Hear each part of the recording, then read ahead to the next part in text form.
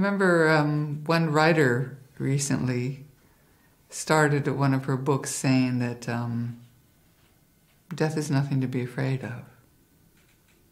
I don't know if that's true. I don't know. It all depends on what you think death is. I mean, according to my feeling, I don't know if it's a belief or a feeling yet, but my sense is that death is not the end of our existence. It's just a transition into another type of existence. And the way I feel, there's more chance to change, to grow, to deepen on whatever belief or spiritual path I have now.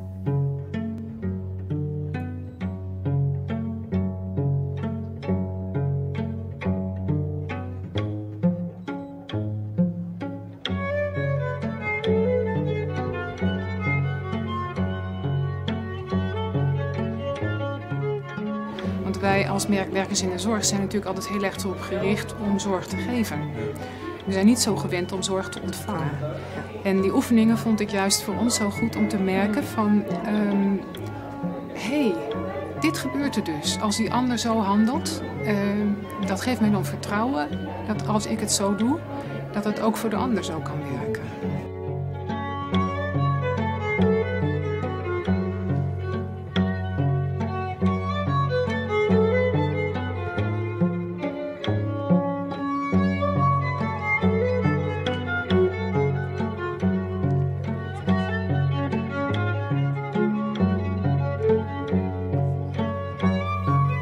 Het is ook een kans om mijn authentieke zelf te ontdekken. Of te ontpellen. Want ik moet wel.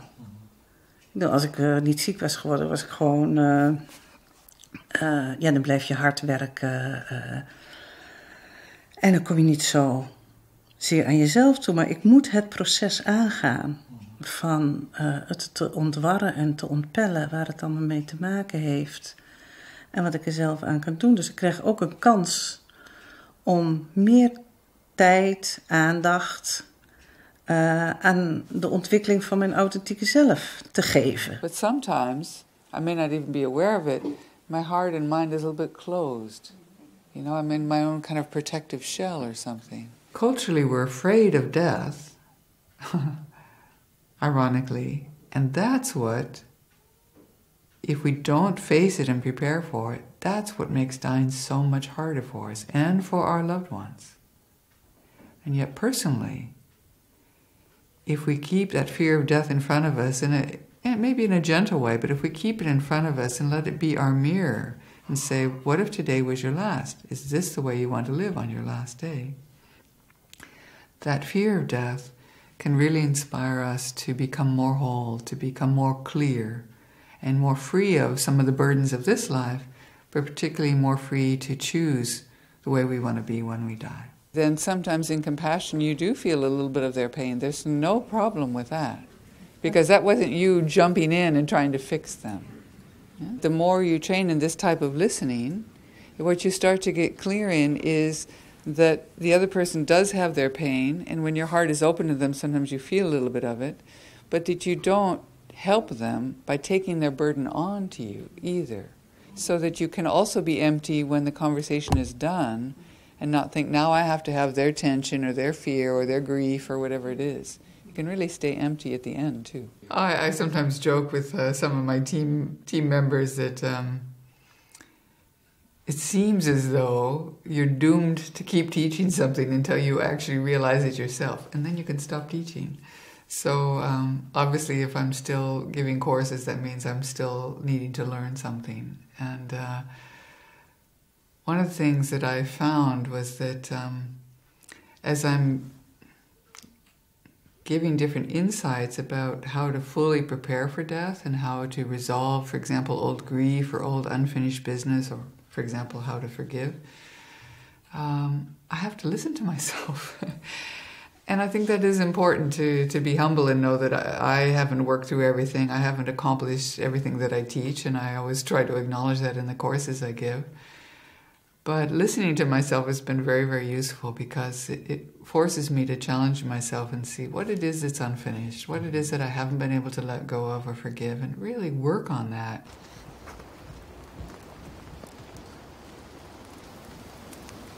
Now I invite you to allow that scene to dissolve and consider instead that now you're sitting in the empty waiting room of a doctor's office at the end of a day. You're all alone, and you're taking a few moments to consider your reactions to the news you've just heard. The doctor told you that you have an illness which is not curable, and when you pressed him for his best opinion, he said probably you have around 6 months to live. How do you feel on hearing this news?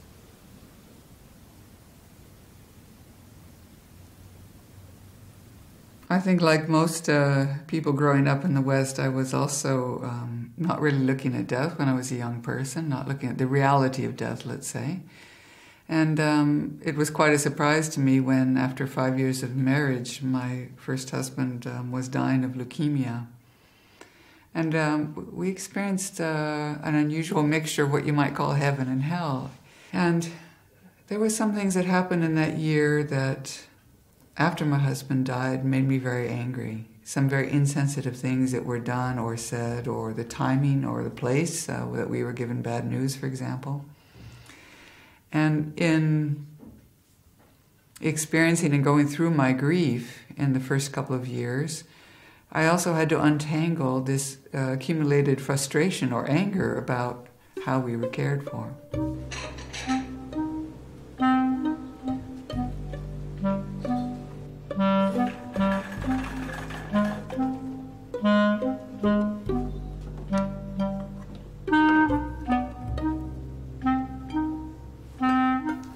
Caregivers, when they come to their work, have a very strong motivation of compassion, of genuinely wanting to resolve the suffering of others. And yet, when they get very busy, very, very stressed, or they themselves are feeling the pressure of a lot of their own suffering and pain from what's going on in their daily lives, as well as their work lives, they often feel like they have to shut their heart down. They can't feel anymore. They don't know how to rekindle that original motivation of compassion. So, in a way, I started out, after my husband died, feeling a bit angry and expecting a lot of the healthcare workers, that were more humane, were more present and loving. And the more I understood all that they had to hold, the more compassion I felt in wishing that the caregivers themselves could be very, very well cared for and very well nurtured. So, after giving these courses independently for many years, when Sogyal Rinpoche wrote his book, The Tibetan Book of Living and Dying, he had a very strong wish to create a program that's now called the Spiritual Care Program that would give support to healthcare workers to find whatever tools or insights or skillful methods that they could that come from both what's best known in hospice and palliative care, but also from the Buddhist tradition, that would help them to heal themselves and to nurture themselves and find that they could be more present with others suffering without taking on their burdens. Okay, ciao.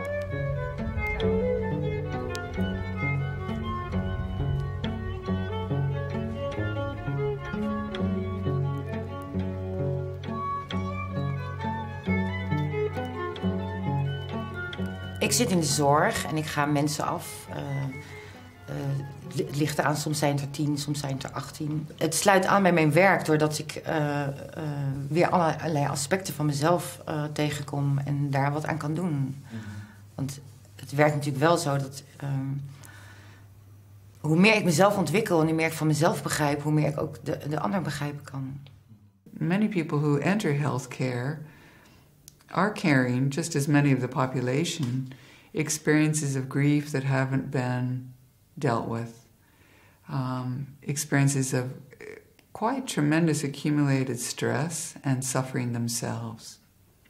And the more I understood that, the more I realized why it was so hard for the staff to act in a very humane way, or to feel comfortable with our grief or tears in the hospital, or to even be present and offer us support just as one human being to another. Ik heb een dochter en een man verloren. Wat uiteraard een hele grote invloed op mijn leven heeft gehad. Ook op de kinderen die er nog zijn. Ik heb erg veel geleden in mijn leven. En echt zoveel dat ik op een gegeven moment echt de keuze heb gemaakt van... ik wil dit niet meer. Op een gegeven moment, als je zo op de bodem zit van je lijden... dan gebeurt er wat. Dat heb ik ook echt gevoeld, ja. En wat gebeurt er dan? Ik ervaarde echt dat ik een keus heb. Ik heb echt een keus. Het is of naar beneden of naar boven. En ik heb de weg naar boven gekozen.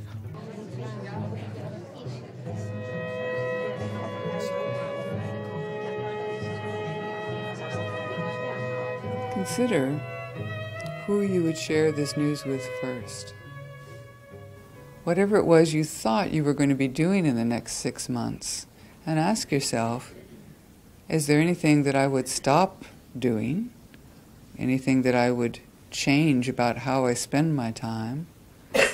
Or is there anything I feel I need to accomplish in the time I have left?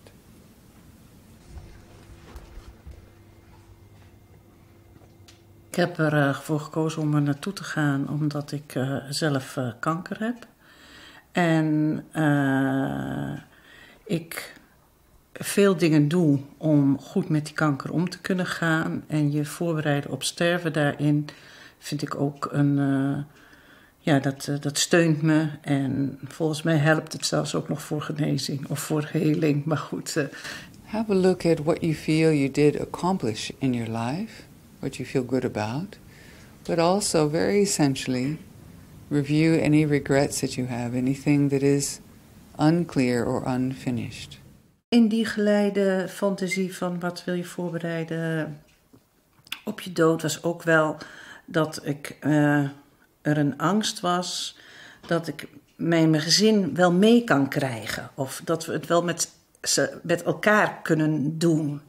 Dat is wel een angst of dat niet zou lukken. Weet je wel, zo van dat... want dat is natuurlijk toch een heftig proces.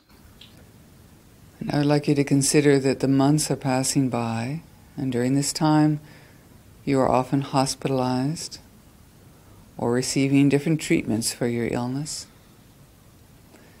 Over the months your body is deteriorating and you're becoming increasingly limited. Nou, ik merk soms nu al dat ik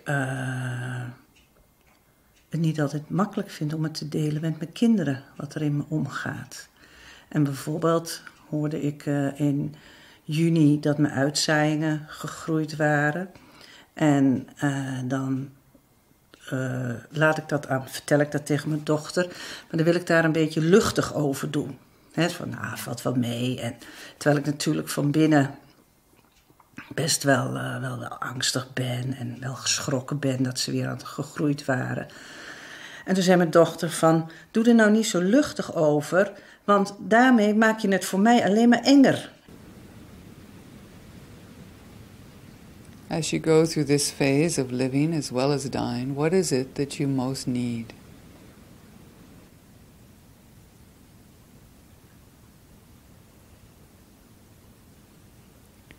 What is it that you hope for at this phase of your life? Dat is ook wel een van de dingen waarvoor ik het wilde doen, dat ik poog, en ja, dat lukt me niet altijd, dat het goed is als ik genees, maar dat ik ook onder ogen wil zien dat ik mijn ziekteproces aan heb te gaan. En ik poog dat, als me dat niet lukt, van dat ik niet genees, dus dat de kanker niet... en dat ik, als ik zal sterven, dat ik toch een goed proces ben aangegaan en dat ik niet gefaald heb. Nou, dat is best lastig. Dat is best lastig. Want ik merkte toen ik die uitzaaiingen, dat ze gegroeid waren, heb je toch iets van, godverdomme, wat heb ik niet goed gedaan. Terwijl dat niet zo is. Maar ja, soms voel je dat dan toch weer zo.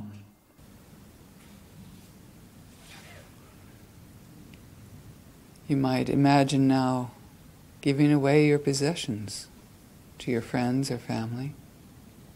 You might imagine saying goodbye to them one by one.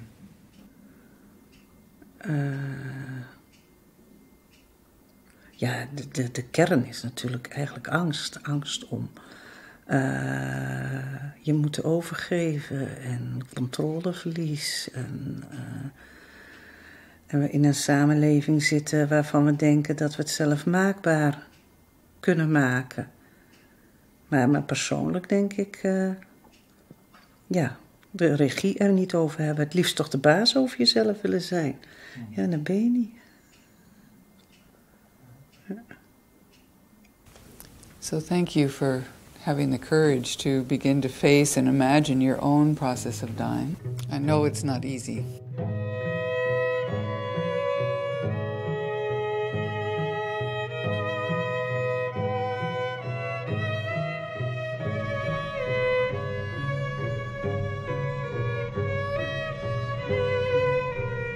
I used to be very surprised and inspired to see how people were, often even in a shorter course, willing to really face one of the unfinished businesses of their lives and really use one of the methods that we teach to resolve it and let it go. And to see how there could be tension or fear or fatigue in people's faces as they enter a course, but by the end of it, how much more life energy they seem to have. And perhaps this kind of commitment to a little bit of healing in their own lives has something to do with that.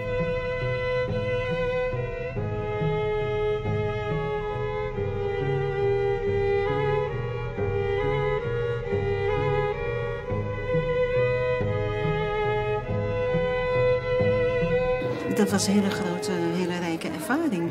Dat je met zo weinig middelen, door zelfs je mond te houden, zoveel kan ontvangen. Er zijn. Wat mij betreft ligt eigenlijk de neiging zo op de loer om een soort zendeling of missionaris te zijn. Ja. En mensen moeten... volgens mij is het hartstikke belangrijk dat je, zeker als je zo vlak voor het moment van je sterven bent, dat je iets vindt, dat je je eigen hulpbronnen en je eigen troost en je eigen hoop kunt vinden. En daarna met iemand op zoek kunnen, daar moet je jezelf even terughalen met al je eigen overtuigingen. Ja. Want die zijn dan eerder belemmerend dan dat ze helpen. Een automatisme wat ik in mezelf altijd ervaar van snel denken van, oh, dit probleem heb je, dat en dat en dat moet ik dan doen om het op te lossen. Ja. Dat wil ik heel graag, omdat ik wil dat iemand het comfortabel heeft. Ja. En nu denk ik van, ik hoef het niet altijd op te lossen. Ik kan er ook gewoon zijn en de stilte nodigt iemand uit om zijn eigen probleem misschien weer op te lossen. Ja. Of om in ieder geval zijn eigen pad te gaan. Ja. Zijn eigen bron aan te boren. Ja, zijn eigen kracht. En in plaats van dat ik dat dus oplos. Ja. En daarmee misschien nog wel veel betere hulp verleen dan dat ik nu doe. And now, even though you may not know the specific aspects of that person, where there is suffering, regret, or pain, just consider that, whatever it is in that person that needs help and support now, ask on behalf of them to this presence for help. And consider now that the compassion of this presence is aroused, and from this being's heart now stream tremendous rays of light onto the person dying.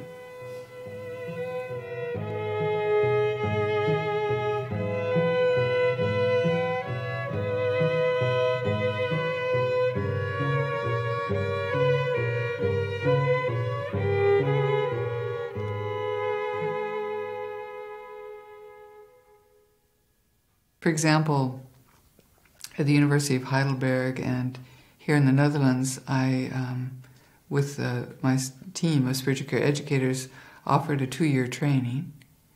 And now in America, we offer a 9-month, very intensive, in-depth training.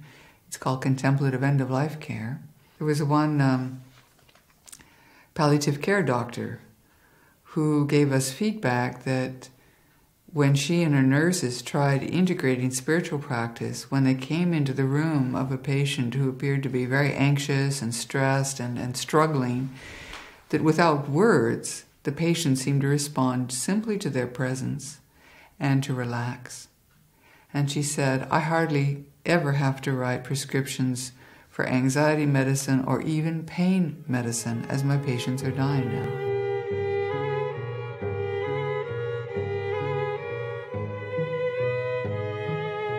Wat voor mij hier een opzienbarende ontdekking was, is dat als ik in staat ben om gewoon simpelweg in stilte alleen maar aanwezig te zijn en heel diep te luisteren vanuit mijn eigen, ik noem dat maar vanuit mijn eigen lege midden of zo, dat er dan een heel ander soort en een veel diepgaander ontmoeting plaatsvindt dan met al het gedoe en al de woorden en al de gesprekken die ik tot nu toe gevoerd heb. En dat vond ik eigenlijk een schokkende ontdekking, maar het is ook tegelijkertijd wel een soort zalf voor de ziel.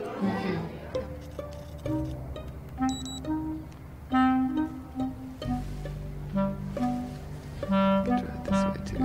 Oh, this will get in this tree a little bit.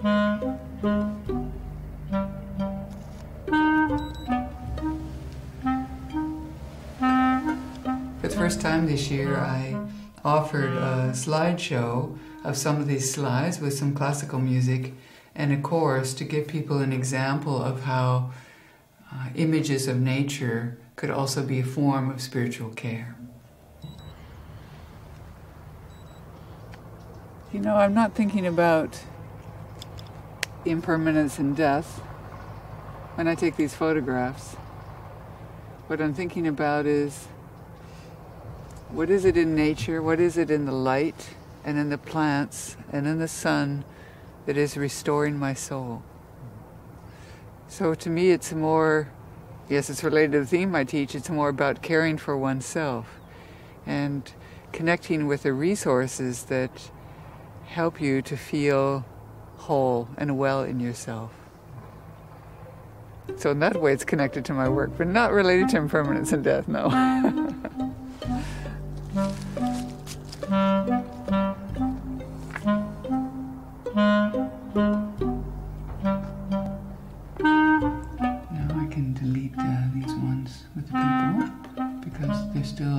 I'm keeping them, they're just not in the album. Does that make sense? Doesn't matter, you'll see what I mean.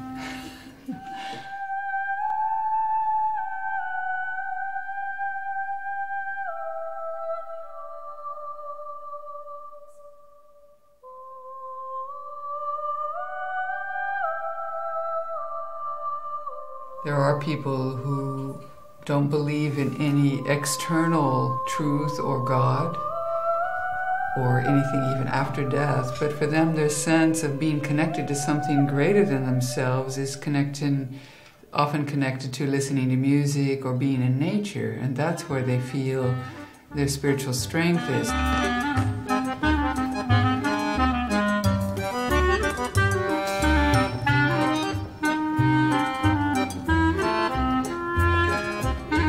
Well, sometimes it's animals too. Actually, I got this little cat in my feet.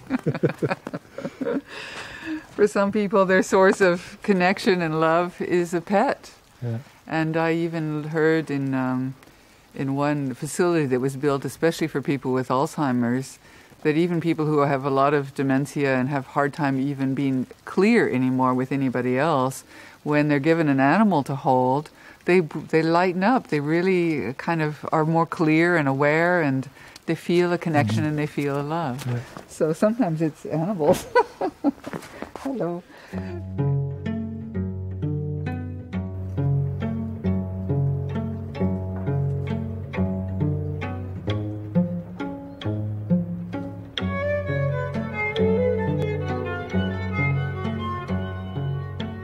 When we realized that Paul's heart condition was getting worse and would not be curable or even a chronic condition, that he could quite easily die because of it,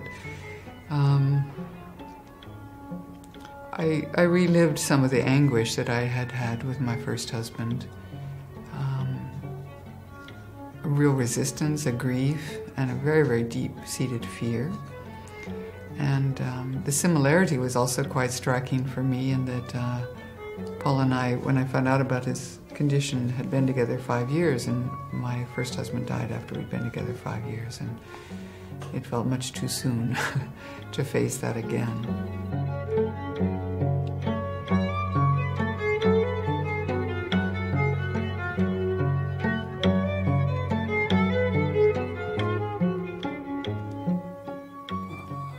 Why me?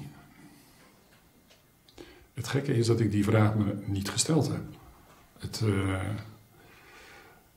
Zeker in het begin, zeg maar het eerste jaar, had ik veel meer het gevoel van... Oké, als dit het einde is, dan is het einde. En ik had heel sterk het gevoel van, als dit het einde moet zijn... Oké, ik heb mooie dingen meegemaakt, minder mooie dingen meegemaakt. Niet zo leuke dingen meegemaakt. Kortom, dat is het leven. En ik ga me voorbereiden op een afscheid. I had an insight from a Jewish rabbi, Pesach Krauss, who wrote a book called Why Me? And he was saying, isn't it a little bit unfair in our relationship to God or whatever we think is the ultimate truth to wait until something has gone wrong in our life and then scream out in anger, why me? He said, if you look and add up all the days when you could see colors and hear music and move your body and dance and enjoy loved ones, why don't you wake up on those days and say, why me, God?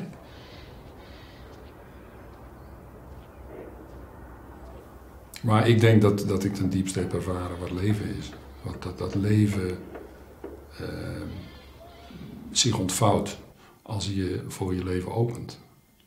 En letterlijk ben ik geopend. Maar ook figuurlijk.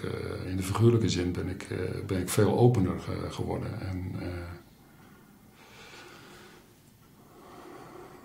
Ja, dat is bijzonder om daarbij te blijven. Het is zo bijzonder dat het gewone het heel snel overneemt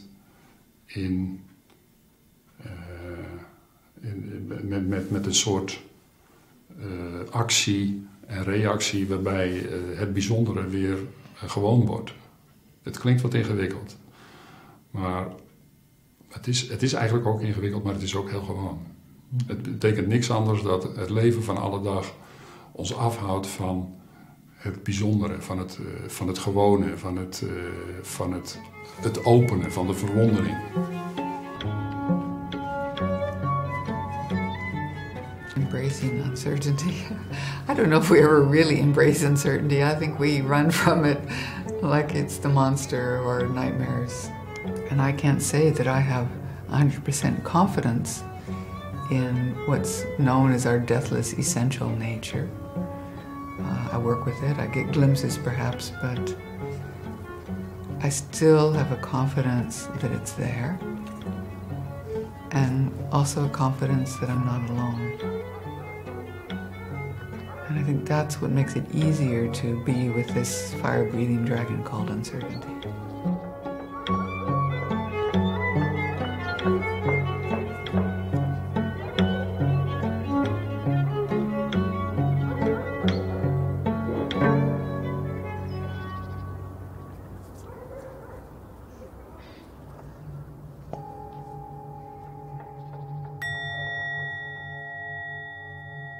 Wilt u dvd's bestellen van onze programma's? Bel dan 040 282 0022. Als u meer wilt weten over onze uitzendingen, vraag dan de gratis programmagids aan op nummer 035 677 1611. Of kijk op www.boeddhistischeomroep.nl.